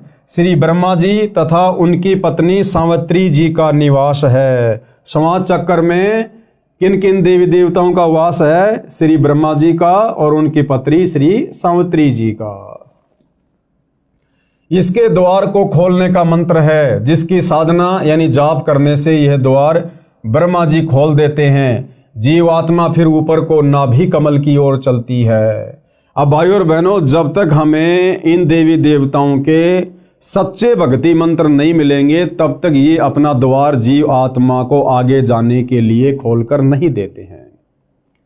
जिस प्रकार भाइयों और बहनों, हम भैंसे को कितना ही भैंसा भैंसा कहें, वो हमारी तरफ पलटकर देखता भी नहीं है, लेकिन उस भैंसे का एक मूल मंत्र है। उसको धीरे से कह दो उर्र ही, तुरंत पलट के देखेगा कहां से आवाज आई। जिस प्रकार एक कुत्ता होता है, हम उसको कितना ही कहें कुत्ता कुत्ता, एक कुत्ता ले रोटी, एक कुत्ता, वो कुत्ता बिल्कुल नहीं देखता, लेकिन उसका एक बीज मंत्र है। धीरे से उसको कह दो त्योल त्योल या तुरंत देखेगा वो कुत्ता, क्योंकि उस वाणी से वो प्रभावित होता है, आकर्षित होता है कि मुझे कौन पुकार रहा है। इसी प्रकार भाइयों और बहनों, वर्तमान में पूरा का पूरा हिंदू समाज, मुसलमान समाज, सिख और ईसाई समाज, इनके धर्मगुरुओं ने जैसे भी शास्त्र विरुद्ध साधना इन भाई बहनों को दी हुई है, इस साधना से हमारे शरीर में बने कमल चक्रों में इन देवी देवताओं के द्वार नहीं खुल सकते। खाली राधे राधे बोलने से, हरे रामा हरे कृष्णा करने से, जय गणेश देवा करने से, ओम जय जगदीश हरे करने से, ये तो इनके नाम है। जैसे भैंसे को भैंसा भैंसा को नहीं देखेगा, कुत्ते को कुत्ता कुत्ता को नहीं देखेगा, इसी प्रकार आप इन देवी देवताओं के कितने भी नाम जपो, ये आपकी तरफ ध्यान भी नहीं देंगे। परंतु इन देवी देवताओं को पुकारने के, इनको आकर्षित करने के कुछ मूल मंत्र हैं, बीज मंत्र हैं, जो केवल वर्तमान में धरती पर सतगुरु रामपाल जी के पास हैं।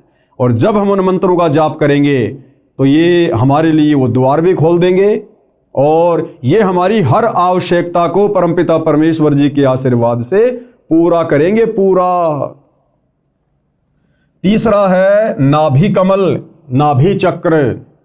इसकी 8 पंखुड़ियां हैं। इसमें श्री विष्णु जी तथा इनकी पत्नी श्री लक्ष्मी जी का निवास है। इसका द्वार भी बंद रहता है। इसे खोलने का भी एक मंत्र है, जिसका जाप करना होता है, जो इन देव देवी को शीघ्र प्रभावित यानी प्रसन्न कर देता है। ये भी जीवात्मा के लिए द्वार खोल देते हैं। फिर जीवात्मा हृदय कमल की ओर ऊपर को चलती है। चौथे नंबर पर है हृदय कमल, हृदय चक्र। इसकी 12 पंखुड़ियां हैं। इसमें श्री शिव जी तथा इनकी पत्नी श्री पार्वती जी का निवास है। इसका द्वार भी बंद रहता है। इस द्वार को खोलने का एक मंत्र का जाप करना पड़ता है। यह मंत्र इन देव देवी को विशेष आकर्षित करता है। ये प्रसन्न होकर मार्ग दे देते हैं। फिर आत्मा ऊपर को कंठ कमल की ओर चलती है। पांचवा चक्र है कंठ कमल। इसकी 16 पंखुड़ियां हैं। इसमें श्री देवी दुर्गा जी यानी अष्टंगी का निवास स्थान है। जो भाई बहन माता जी के नवरात्रि करते हैं, मंदिरों में जाते हैं, जागरण करते और करवाते हैं, इस विधि से तो लाख जन्म भी माता जी प्रसन्न नहीं होती, उल्टा रुष्ट होती है। और ना ही शरीर में बना माता जी का वो चक्र खुलता है। वो कैसे खुलेगा? वो वास्तविक मंत्र क्या है जिसका जाप करने से माता जी शीघ्र हमें लाभ देती है, हमारे ऊपर प्रसन्न होती है, हमारी आत्मा के कल्याण के लिए, मोक्ष के लिए अपने उस द्वार को, चक्कर को खोल देती है। वो मंत्र आज पूरी पृथ्वी पर केवल सतगुरु रामपाल जी के पास है, जिन मंत्रों का हम लाखों की संख्या में उनके भगत रोजाना सुमरण करते हैं। इसका भी द्वार बंद रहता है। इसको खोलने का भी एक मंत्र है जिसका जाप करना होता है, जिससे वश होकर, आकर्षित होकर यानी प्रसन्न होकर श्री देवी जी यानी दुर्गा जी जीवात्मा के लिए द्वार खोल देती है। फिर जीवात्मा ऊपर को, आगे को त्रिकुटी कमल की ओर चलती है। फिर कौन से कमल की यात्रा करती है जीवात्मा? त्रिकुटी कमल की। नंबर 6 त्रिकुटी कमल। त्रिकुटी कमल या चक्र, इसकी 2 पंखुड़ियां हैं। एक का रंग काला है, दूसरी का सफेद है। सफेद में परम अक्षर ब्रह्म यानी कबीर देव संत रूप में विराजमान है, यानी सतगुरु रूप में विराजमान है, सतगुरु उपाधि है। काले रंग वाली में काल ब्रह्म भी संत रूप में विराजमान है। वह भी परम अक्षर ब्रह्म जैसा रूप धारण करता है ताकि जीवों को भ्रमित करके अपने जाल में रख सके। इस स्थान पर पहुंचने के पश्चात जीवात्मा समझो ऐसी स्थिति में पहुंच जाती है जैसे कोई विदेश गया हो और स्वदेश लौटने के लिए एयरपोर्ट यानी हवाई अड्डे पर पहुंच जाता है। वहां से जहां जहां जाना होता है उसको उसी वायुयान में बैठा दिया जाता है। यहां से सीधा जीवात्मा को धर्मराय यानी न्यायाधीश यानी तीनों लोकों में जो सबका अकाउंट करता है, न्यायाधीश जिसको धर्मराय धर्मराज भी कहते हैं, उसकी दरगाह यानी न्यायालय में यानी उसके ऑफिस में ले जाया जाता है। वहां सबका धर्म कर्मों व पाप कर्मों का हिसाब लेखा जोखा होता है।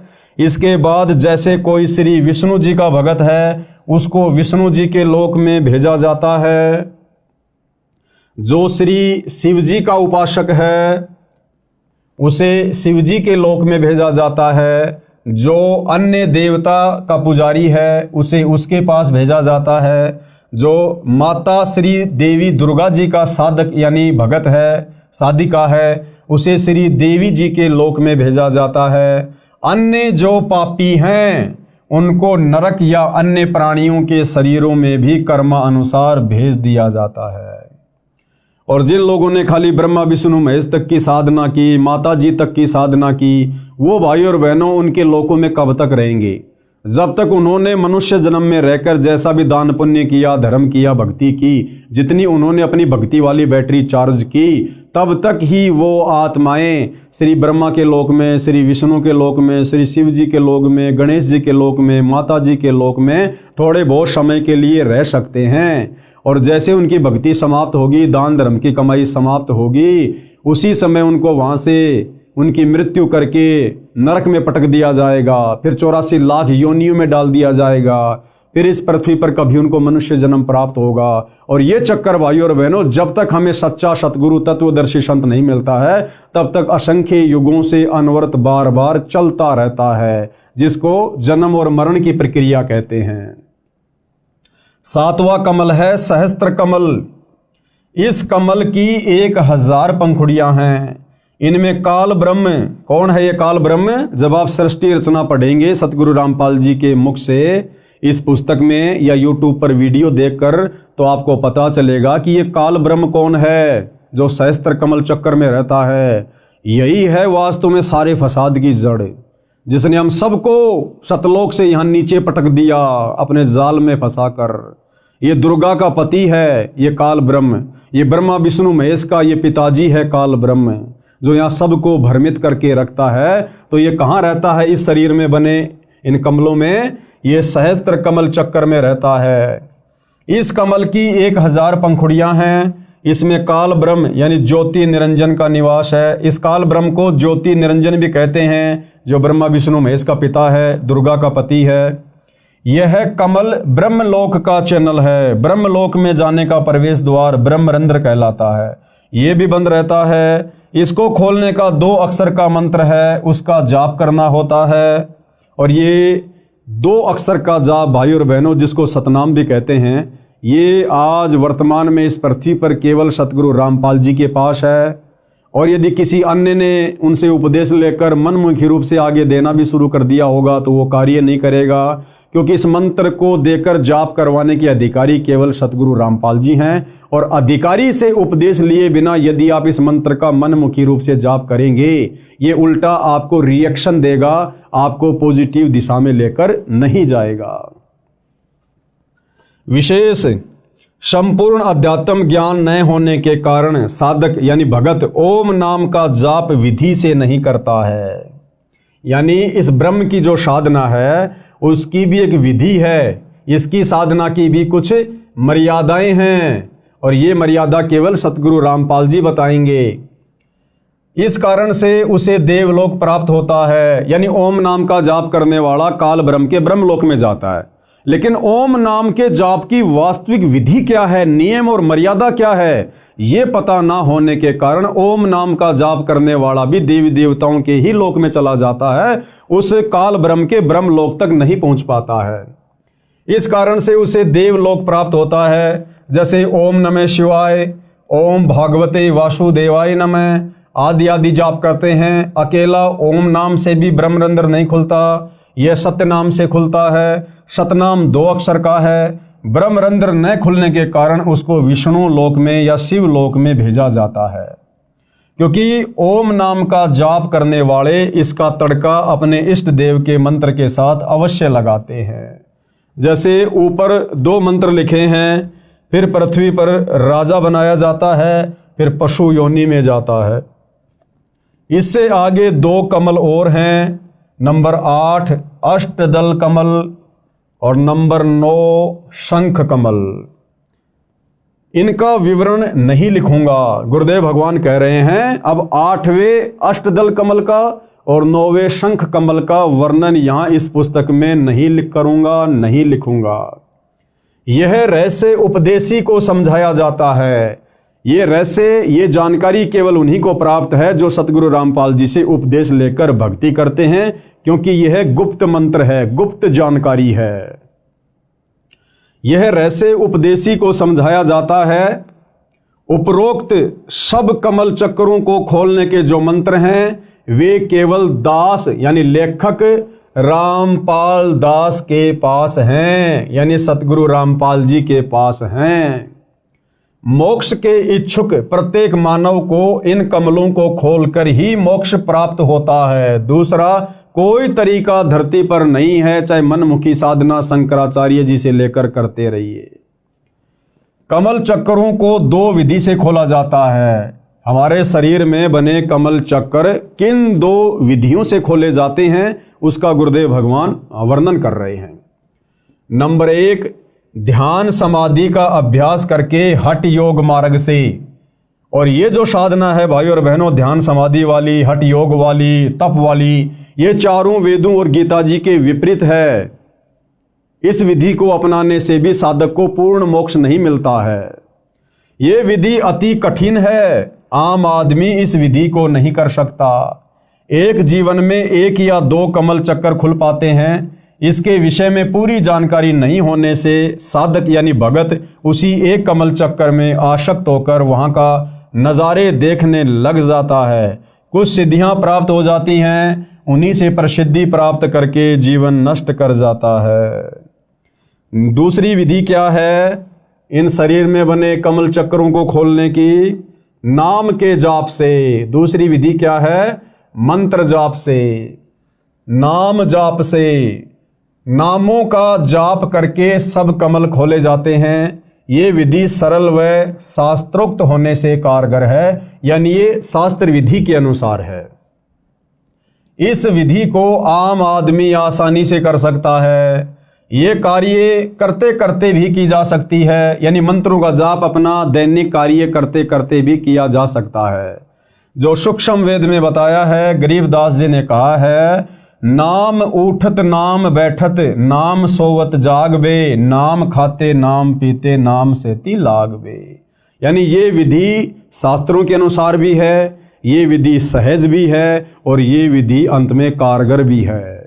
इस विधि से भी हमारे शरीर में बने कमलों को खोला जाता है। और गुरुदेव कहते हैं कि इस विधि से जाप आप अपना दैनिक कार्य करते करते भी कर सकते हैं। ड्राइवर अपनी गाड़ी चला रहा है और आसानी से इन मंत्रों का जाप भी कर सकता है। देखो, ड्राइवर गाड़ी चलाता है और आगे पीछे वालों से बातें भी करता रहता है, गप्पे भी मारता रहता है। इसी प्रकार वो गप्पे ना मारकर, इधर उधर की बातें ना करके सच्चे सतगुरु से उपदेश लेकर इन मंत्रों का वो सुमरण भी कर सकता है अपने मनी मन में, या धीरे धीरे बोलकर, और अपनी गाड़ी भी चला सकता है। जैसे बहुत सारे भाई बहन गाड़ी चलाते रहते हैं, साथ में धीरे धीरे गाने वाने भी गाते रहते हैं। तो गाने वाने ना गाकर सच्चे सतगुरु से इन मंत्रों का उपदेश लेकर अपनी गाड़ी भी चलाओ, अपने मंत्रों का भी जाप करो। इसलिए कहते हैं, नाम उठत नाम बैठत नाम खाते नाम सोते, यानी इन मंत्रों का हम दैनिक कार्य करते करते बड़ी आसानी से जाप कर सकते हैं और हर प्राणी इस विधि से भक्ति आसानी से कर सकता है। नाम उठत नाम बैठत नाम सोवत जागरे, नाम खाते नाम पीते नाम सेती लागबे। यानी उठते बैठते सोते जागते खाते पीते काम धंधा करते करते भी हम ये भक्ति कर सकते हैं। इतनी आसान भक्ति हमें सतगुरु रामपाल जी ने वर्तमान में प्रदान की है। अर्थात नाम का जाप कार्य करते करते किया जा सकता है। यजुर्वेद अध्याय 40 मंत्र 15 में कहा है। अब देखो, यजुर्वेद अध्याय 40 मंत्र 15 में भी ये विधि बताई गई है। अब बताओ भाइयों और बहनों, हमारे धर्म गुरुओं ने तो हमारे को कभी भी ये विधि नहीं बताई, क्योंकि हमारे धर्म गुरुओं को स्वयं इस विधि से भक्ति का ज्ञान नहीं था। अब सतगुरु रामपाल जी ने आकर पूरा रहस्य उजागर किया है। तो यजुर्वेद अध्याय 40 मंत्र 15 में क्या कहा गया है? ओम कृत्यो समर किल्बे समर कृत्युम समर, अर्थात ओम नाम का जाप कार्य करते करते कर, विशेष लगन यानी तड़प के साथ तथा मानव जीवन का मुख्य कर्तव्य मानकर जाप कर। और गीता अध्याय 8 श्लोक 5 व 7 में कहा है कि हे अर्जुन, तू युद्ध भी कर मेरा सुमरण भी कर। अब भाइयों और बहनों, युद्ध से कठिन कार्य कोई नहीं हो सकता।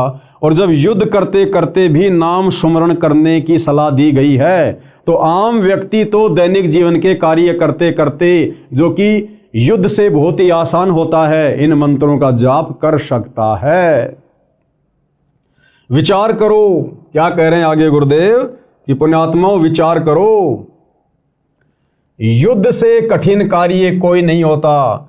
भक्ति उस दौरान भी की जानी चाहिए, अर्थात साधना नाम जाप वाली कारगर है। नाम का जाप 3 वर्ष के बच्चे से लेकर वृद्ध तक आसानी से कर सकता है। यानी परमेश्वर जी का विधान है कि जैसे ही बच्चा 3 वर्ष का हो जाए, उसको सच्चे सतगुरु की शरण से जोड़ देना चाहिए, उसको मंत्र उपदेश दिलवा देने चाहिए, क्योंकि 3 वर्ष का बच्चा हल्का फुल्का बोलने समझने लग जाता है। और जैसे भी टूटी फूटी भक्ति वो माता पिता को देखकर या उनके साथ साथ में करेगा, तो धीरे धीरे भक्ति की शक्ति उसके अंदर प्रवेश होना शुरू हो जाती है। अर्थात साधना नाम वाली कारगर है। नाम का जाप 3 वर्ष के बच्चे से लेकर बूढ़े तक आसानी से कर सकता है। कार्य करते करते भी कर सकता है, चलते फिरते भी कर सकता है, लेटा लेटा व बैठकर भी नामों का जाप कर सकता है। विशेष दूसरे शब्दों में मंत्र के जाप का ऐसे प्रभाव देवी देवताओं पर होता है जैसे सर्प ने डसने के लिए फन फैला रखा होता है। सर्प वश करने की विद्या जानने वाला यानी गारुड़ मंत्र बोलकर सर्प को विवश कर देता है, जिसके प्रभाव से सर्प अपना फन इकट्ठा करके रास्ता छोड़कर चल देता है। इसको परमेश्वर कबीर जी ने बहुत अच्छे तरीके से समझाया है। कबीर जैसे फनपति यानी सर्प, जैसे फनपति मंत्र सुन राखे फन सकोड़, ऐसे बीरा मेरे मंत्र नाम से काल ब्रह्म लेवे मुंह मोड़। एक गारुड़ होता है भाइयों और बहनों, वो कुछ मंत्रों को सिद्ध कर लेता है, और जो सर्प होता है अपना फन उठाकर जब किसी को डसने की स्थिति में होता है, तो गारुड़ जब उस मंत्र का बार बार जाप करता है तो सर्प के ऊपर उन मंत्रों का इतना प्रभाव होता है कि विवश होकर वो फणपति सर्प भी अपने फन को समेटकर और दूसरे रास्ते निकल लेता है। इसी प्रकार जब हम सतगुरुदेव भगवान के द्वारा दिए गए इन शतभक्ति मंत्रों का जाप करते हैं तो मोक्ष मार्ग में सबसे बड़ी बाधा जो ये काल ब्रह्म है, ज्योति निरंजन है, ये भी विवश हो जाता है हमारे को सतलोक का रास्ता देने के लिए। कबीर जैसे फनपति सरप मंत्र सुन राखे फन सकोड़, ऐसे बीरा मेरे मंत्र नाम से काल ब्रह्म लेवे मुंह मोड़।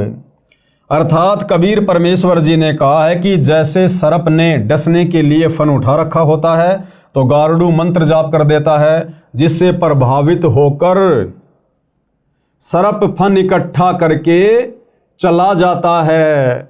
ऐसे ही मेरे द्वारा दिए नाम मंत्र के जाप से काल ब्रह्म मुरझा जाता है, मार्ग नहीं रोक पाता। इसी प्रकार कमलों के मंत्र के जाप से ये सब देवी देव मार्ग छोड़ देते हैं। एक अन्य उदाहरण दे रहे हैं गुरुदेव भगवान हमें समझाने के लिए। जैसे गांव के व्यक्ति भैंस को गर्भ धारण करवाने के लिए भैंसे की खोज में जाते हैं, क्योंकि भैंसा कहीं घास चर रहा होता है। भैंस वाला भैंसे को बुलाने के लिए उसका मूल मंत्र बोलता है, जिससे भैंसा इतना प्रभावित होता है कि वह पूरी गति से उस मंत्र को बोलने वाले की ओर खिंचा चला आता है। फिर उसे भैंस दिखाई देती है, भैंस को गर्भ धारण करता है, उसका वह मंत्र है कुर्र कुर्र, जैसे हुर्र हुर्र कहते हैं ना अपन, उड़ रही। तो इस प्रकार से भैंसा तुरंत उस मंत्र के वशीभूत होकर दौड़कर चला आता है। और इसके विपरीत यदि हम उसको भैंसा भैंसा कहेंगे तो वो बिल्कुल भी नहीं देखता है। यदि भैंसा भैंसा बोलो तो भैंसा यानी झोटा बिल्कुल टस से मस नहीं होता। इसी प्रकार भाई और बहनों, ये ब्रह्मा विष्णु महेश जी को आप इनके नामों से कितना ही पुकारो, श्री ब्रह्मा, श्री विष्णु, श्री शंकर देवाय नमः, ओम श्री विष्णु देवाय नमः, राधे राधे, ये आपकी तरफ बिल्कुल भी ध्यान नहीं देंगे, भक्ति का कोई लाभ इनकी तरफ से नहीं मिलेगा। लेकिन जब हम इनके मूल मंत्र, बीज मंत्र सतगुरु रामपाल जी को सतगुरु धारण करके करेंगे, सुमरण करेंगे, तो ये उस भैंसे की तरह वशीभूत होकर तुरंत अपने भगत की तरफ दौड़ पड़ेंगे कि क्या आपत्ति आ गई, इस आत्मा को किस वस्तु की आवश्यकता है। इसी प्रकार विष्णु विष्णु आदि नाम से श्री विष्णु देवता टस से मश नहीं होता, परंतु जो मंत्र दास बताता है यानी सतगुरु रामपाल जी हमें बताएंगे, उससे खींचा चला आता है और पूर्ण लाभ देता है।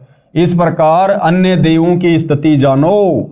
अध्यात्म मार्ग के कुछ नियम हैं जिनका पालन करना अनिवार्य है। अब भाई और बहनों, मान लो हमें सच्चे सतगुरु तत्वदर्शी संत सतगुरु रामपाल जी की सत भक्ति, उनकी शरण भी प्राप्त हो गई। उन्होंने हमें ये बीज मंत्र भी दे दिए, मूल मंत्र भी दे दिए इन समस्त देवी देवताओं को जिन जिन की हमें आवश्यकता है। और यदि हमने मर्यादा नहीं रखी, हमने नियमों में रहकर, सतगुरु के वचन में रहकर इन मंत्रों का जाप नहीं किया, तो भी भाई और बहनों ये देवी देवता किसी भी प्रकार से उन मंत्रों का जाप करने से विवश नहीं होंगे, हमारी तरफ उनका खिंचाव बिल्कुल भी नहीं बनेगा।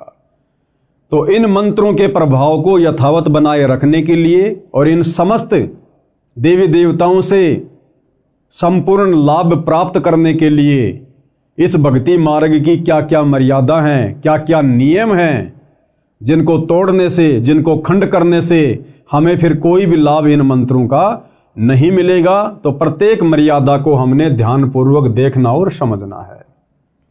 तो क्या कह रहे हैं पूज्य गुरुदेव भगवान? नंबर 1, पूर्ण गुरु से दीक्षा ली जाए।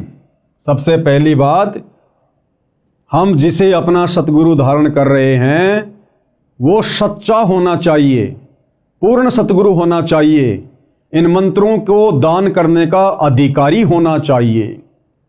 नंबर 1, पूर्ण गुरु से दीक्षा ली जाए। बिना गुरु के किया गया नाम जाप व दिया गया दान निष्फल होता है। कबीर जी अपनी वाणी में कहते हैं, गुरु बिन माला फेरते, गुरु बिन देते दान, और गुरु बिन दोनों निष्फल है, पूछो वेद पुराण। यानी सच्चा गुरु धारण किए बिना हम कितने भी मंत्र जाप कर लें, हम कितना भी दान पुण्य करें, उसका हमें मोक्ष मार्ग में, मुक्ति के मार्ग में किसी प्रकार का कोई सहयोग प्राप्त नहीं होगा। बाकी ठीक, हम जैसा भी दान धर्म करेंगे उसका प्रतिफल हमें परमात्मा अवश्य देगा। जैसे आप देखते हैं भाई और बहनों, बड़े बड़े लोगों के घरों में कुत्ते होते हैं, वीआईपी कुत्ते, और वो कुत्ते अपने मालिकों के साथ उनकी गाड़ियों में चलते हैं। गाड़ी का मालिक और कुत्ता पीछे की सीट पर बैठा है और आप और हमारा जैसा एक मनुष्य आगे गाड़ी चला रहा है। यानी इंसान तो ड्राइवर है और कुत्ता मालिक बनकर पीछे बैठा हुआ है। उस कुत्ते के रहने के लिए बढ़िया मकान बना हुआ है। वेटनरी डॉक्टर महीने में, सप्ताह में एक बार उसको चेक करने आता है। गर्मी में उस कुत्ते के लिए एसी की सुविधा है, सर्दियों में हीटर की सुविधा है, और हर प्रकार से उसको नहलाया जाता है, हर प्रकार से उसकी देख रेख की जाती है। अब भाइयों और बहनों, वो कुत्ते वाली आत्मा कौन है?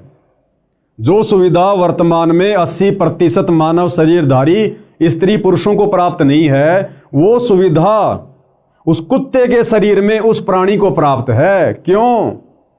क्योंकि वो कुत्ते वाली जीव आत्मा वही है जिसका पहले मनुष्य शरीर था, स्त्री या पुरुष का, और उसने बहुत सारा दान धर्म किया, उसने मंत्रों का जाप भी किया, भंडारे भी किए, कंबल भी बांटे, परंतु उसने सच्चा सतगुरु नहीं बनाया।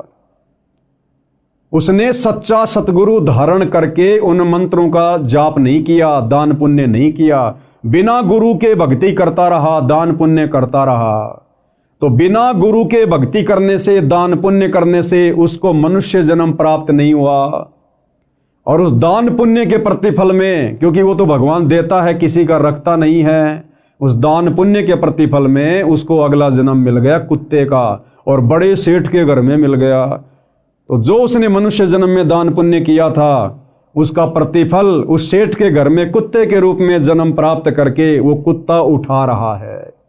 अगर वो भली आत्मा जब मनुष्य शरीर में था और जो दान पुण्य धर्म वो कर रहा था, अगर साथ में गुरु भी धारण कर लेता तो उसको मनुष्य जन्म भी मिलता और सारी की सारी वो सुविधा मिलती। अब तो वो उस कुत्ते के जन्म में अपनी पूर्व जन्म की भक्ति कमाई खा रहा है, अगला जन्म उसका हो गया सूअर का। बताओ फिर उसको कौन गाड़ियों में घुमाएगा, कौन उसकी देख रेख करेगा, कौन उसको नहलाएगा? फिर वो लक 84 योनियों में चला जाएगा। तो कबीर जी हमें समझाते हैं कि गुरु बिन माला फेरते, यानी गुरु धारण किए बिना जो व्यक्ति मंत्र जाप करता है, और गुरु बिन देते दान, गुरु धारण किए बिना जो व्यक्ति दान पुण्य करता है, गुरु बिन दोनों निष्फल हैं, उनका कोई यूज नहीं होगा। भाई पूछो वेद पुराण, हमारे धर्मशास्त्र भी इस बात की गवाही दे रहे हैं।